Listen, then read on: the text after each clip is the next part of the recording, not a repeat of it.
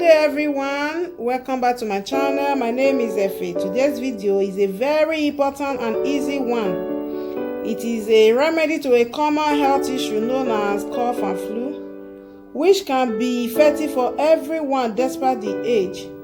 We are to prepare a herbal remedy. But before we start, if you are not yet a subscriber, please do well to subscribe and hit up the notification button in order to see more interesting videos like this.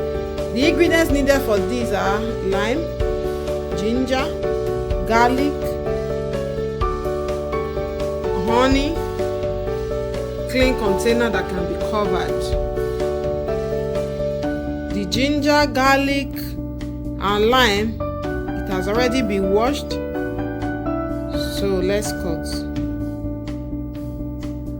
The ginger, garlic and the lime has already been cut, so this is it.